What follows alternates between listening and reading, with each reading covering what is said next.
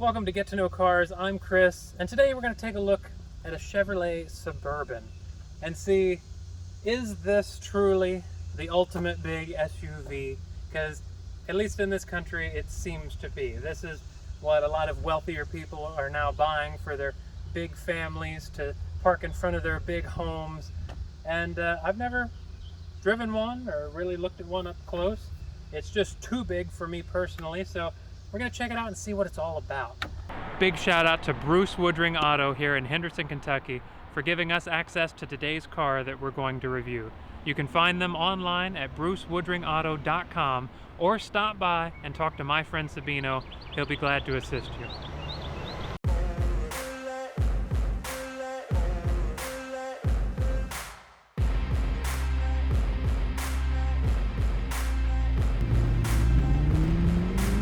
Hear something. That's what I want to hear. Now this one particularly is a 2022. We've got a 5.3 liter Ecotec V8 going all the way up in there. We got a lot going on under here, and this is going to push out 355 horsepower and 383 pound-feet of torque, which should be more than enough to move this monster of a vehicle. And your gas mileage, you're looking at about 15 city, 19 highway. I believe the average Tyler had mentioned when he drove it to our filming location was about 16.9. So you're not going to get the greatest fuel economy, but you have to think how big of a vehicle that you're actually driving. Notice that we do get the struts for the hood, which is always very nice. Go ahead and close this and take a look at the lines on the hood. We got some lines, we got some dips. It's got a nice design overall. It's not too bad. Personally, at least on the exterior design, I prefer the previous generation of Tahoes and Suburbans where they were a little boxier. I like those better, but these do still look really good. We got our blacked out bow tie badge there. Nice big grille. Of course, we've got the Z71 package on this four-wheel drive vehicle. We've got our red painted tow recovery hooks, and underneath we do have a skid plate on the front, which is also really nice if you're doing a little bit of off-roading. We have over here on our wheel and tire setup, we've got 275 60/20s, front and back. Got our Z71 badge here on the side with our blacked out Suburban badging, which personally I think would look good if the vehicle itself wasn't black. I don't think you can really see it that well, but that's just me. Got our lock and unlock here on the side for a keyless entry. We do not have a side step, at least on this one specifically, and it's a rather large step to get inside, so if you're on the shorter side, you'll have to take that into consideration. We have the smooth ride suspension on this with the Z71 package, and it is independent front and rear. Just look at these doors. It's massive. This is a massive door. It's just incredible. Of course, we have third row seating in this, so with the Suburban, it's a longer vehicle than the Tahoe. We got a pretty large fuel door here, and it is going to be capless, which is a nice feature. Don't have to worry about that when you refuel. And I'll say a blessing for you for when you do refuel this behemoth. We got our rear spoiler here on the back with our windshield wiper tucked neatly under there. Of course, our blacked out theme continues. Got our nice big tail lights with the Chevrolet accent right there in the center. To open the rear hatch, we're going to look at this handle right here, push the button, and it will open. Now we're doing a lot of filming today, so we did a 2023 Kia Sorento just a little bit ago that had third row seating, and basically when you open the rear hatch, if you had those back seats up in the seating position, you did not have hardly any storage at all. But in the Suburban, the American SUV, we have all this space. We have 3 times or more space as we did in the Sorento, and our third row seats are actually up in the seating position. So if we put that down, I mean, you could probably fit a few Great Danes in this thing. But look at that. We've got the third row and the middle row all down. And this basically turns into a bus. That, you could have a party in here. That's amazing. You can have a party with a few friends and a couple of Great Danes. So there we go. And then to close, we've got our button right there. We'll just push that, and voila. I do believe Tyler mentioned we do have a spare tire. Is it underneath? Is that where it is? Yes. Okay, we do have a spare tire underneath, which is also nice. Every vehicle we've reviewed today had a spare tire, which you can always be appreciative of. And of course, we have our railing along the top, so you can, if there's not enough space in the vehicle, I mean, obviously, you can just throw your stuff up on top of it, and there's plenty of space up there too. Let's hop on the inside and check it out. All right, welcome to the inside of the Suburban, and as always, starting over at the door panel, we got a nice handle with our lock and unlock, a small wood accent, nothing crazy, and of course our standard buttons here. We have couple memory settings, window adjustments, and your mirror settings. Get a little storage compartment here, kind of an upper and lower storage compartment. Down here you could store some drinks. Up here you could put some snacks, put a wallet, spare phone, whatever you want to put in there, you can put it in there. We've got plenty of accommodations there. We do have power adjustable seats here. There we go. All the good stuff. It does kind of take it a second to respond. There's like a second or so delay from click and then it actually moving. I think that's kind of weird, but usually they're a little quicker than that. I don't guess it matters, but if you're in a pinch and you're like, come on, let's go, it seems a little slow. Over here to the left of the wheel, and I'll take the gimbal here just to give you a little bit easier view. We got a few settings. We got our electronic parking brake. We got the lane keep assist, traction control, hill descent, auto start stop. We got our 4 high, 4 low if you want to put it into 4-wheel drive. And then of course just some settings for the lights and controlling the gauge cluster. Give that back to Tyler there. Continuing our blacked out bow tie theme here on the steering wheel, where we do have some cruise control options. There's your voice command there, some options to control your screen. And on the back, we've got buttons on the back of the steering wheel for your radio and volume and stuff like that. They didn't forget it. It's back there. And if you're not used to driving Chevys or American vehicles, you may not be used to those buttons on the back, but they're there. You just got to get used to them. Coming in and without a side step, it can be a bit of a task. Okay, we do have the Bose, a 9-speaker Bose sound system in here. I didn't mention that on the door panel, but we do have that, and that is also nice. We'll hop in, we'll start it up, let it come to life. There's our gauge cluster there. Very nice, fully digital gauge cluster. And we have a 10.2 center touch screen. Not overly big fan of this design. I think it could have been done a little bit better. Also, in a vehicle of this size, a lot of the new Chevy trucks have that really cool display now. I wish they had done that. I will say, driving over here, the angle is not great. I wish it was tilted a little bit more towards the driver. Tilted more, yeah. I would agree. And we're seeing that in a lot of vehicles now, where they're angling everything toward the driver. I did find the gear selections to be quite interesting. You don't have your normal steering column shifter, nor do you have one in the middle. You have buttons along the side here. So your drive and your reverse, you're gonna pull on these buttons, not push them. You're gonna pull, and that's how you put them into drive or reverse. For your neutral and your park, you're going to push. That is more complicated than it had to be, in my opinion. Why not just make them all push? You had to make a couple of them pull. I don't know. Maybe to make sure you don't accidentally go into the wrong gear while you're moving or something like that. Could be, but I personally not a big fan of that. We have Apple CarPlay, Android Auto, all the good stuff. Go to our camera system. We got our backup camera.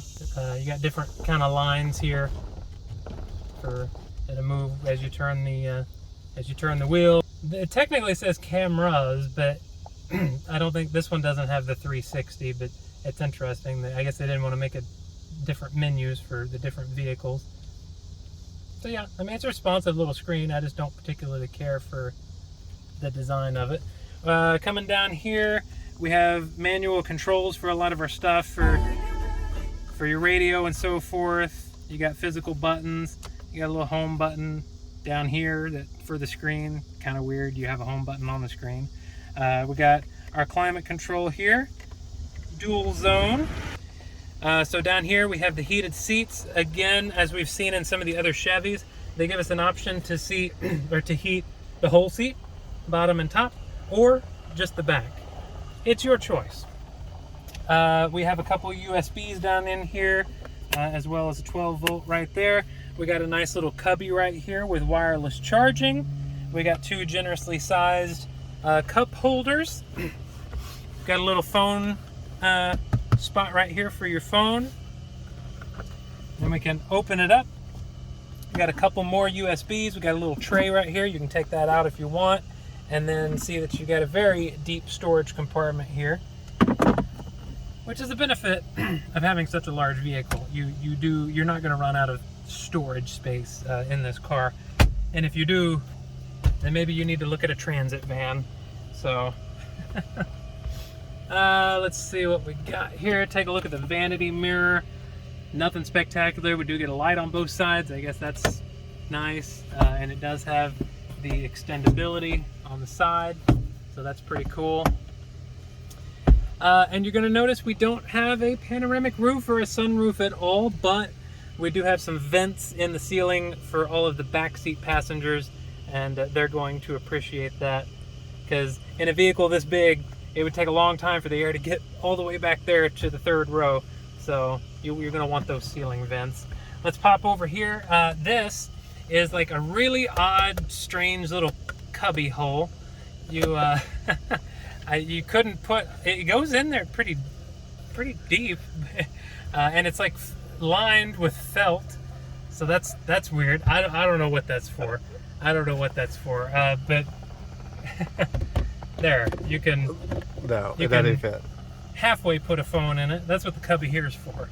And then you got to push this little button to close it. So it's a little tight on this side, but yeah, I mean, whatever. I don't. That's just why I don't know why. Okay, I don't know. Materials don't seem too bad. You got that kind of wood-looking trim, just nice and slim. They didn't overdo it, just a little bit. Got our glove box right here. Seems fair enough. I will say this material here has some fingerprints and stuff on it. I don't really like the glossiness of it, but what can you do? What do you think about the heated seats?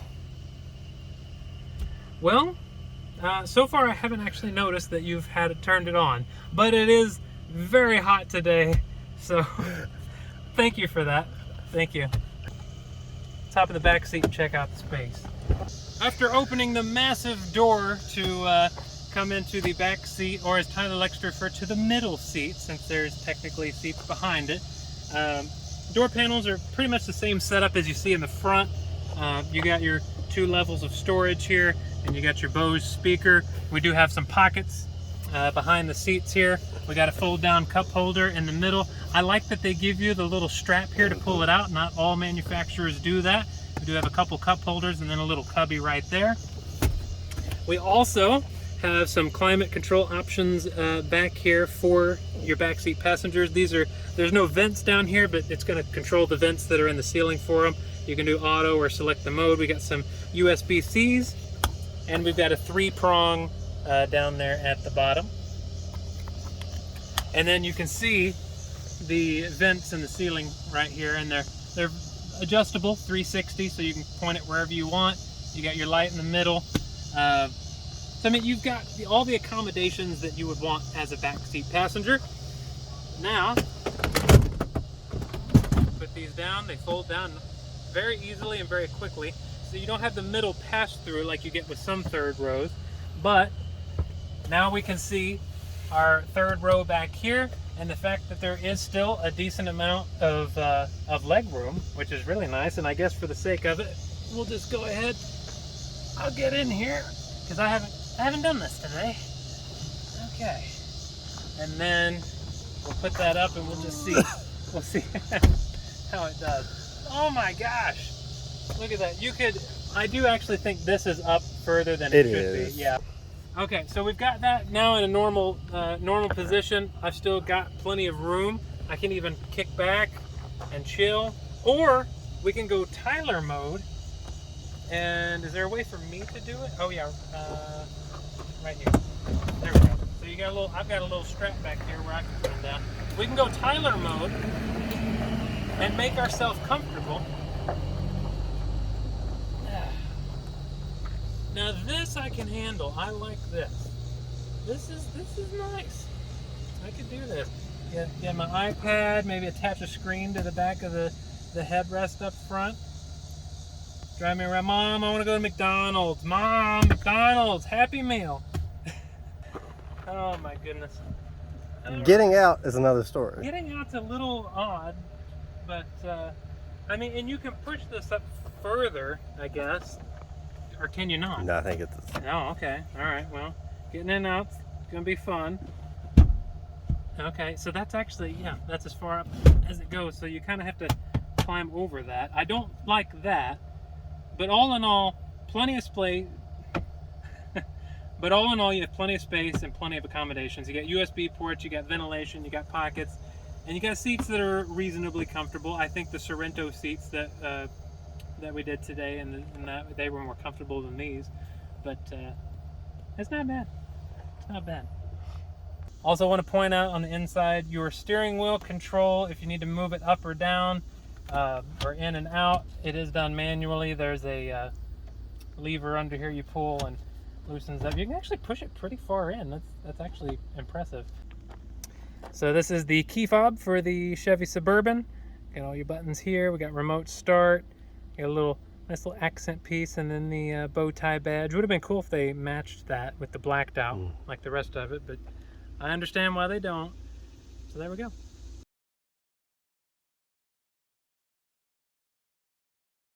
Time to drive the Chevy Suburban.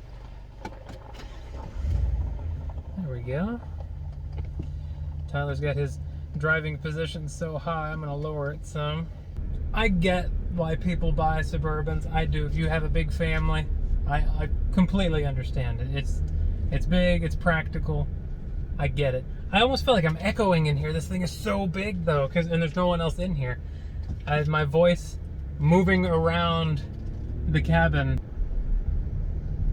Could be maybe a little quieter. All these little micro bumps, I feel like I hear them and feel them a little bit more than I want to. More than anything though, I think it's like the way the bumps are making the noise through the cabin. I mean, we're just going 25, 30 miles an hour on a semi-bumpy road. It's nothing crazy.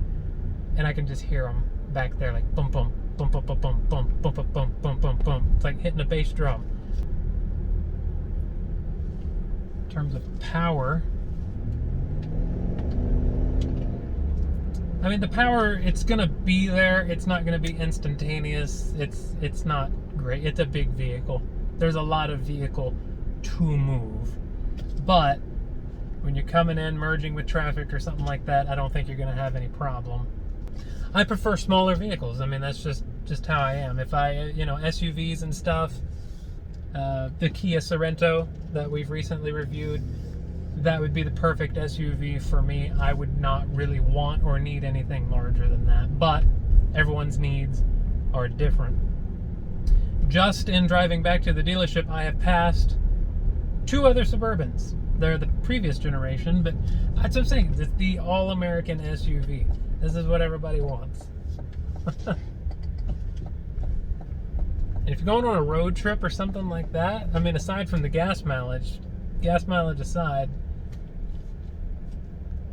it's got all the practicality that you look for. You want your passengers to be comfortable, and you want plenty of space for your cargo. And it's got it. Well, my ultimate conclusion is that the Suburban is a really cool, large, practical SUV if you need it. For somebody like me, it is nowhere near practical. I don't have the need to haul a bunch of stuff or a bunch of people, so it's not for me. But I have to say, it is pretty cool driving around in a vehicle this big. It's not bad at all. You have all of your modern amenities that you need, as do your backseat passengers. It's really not terrible. I want to know what everyone else thinks, though, about the Suburban. This is the 2022-2023 model year. Let us know in the comments what you think. And until next time, you know what I'm going to say. Stay safe, have fun, and put the pedal down.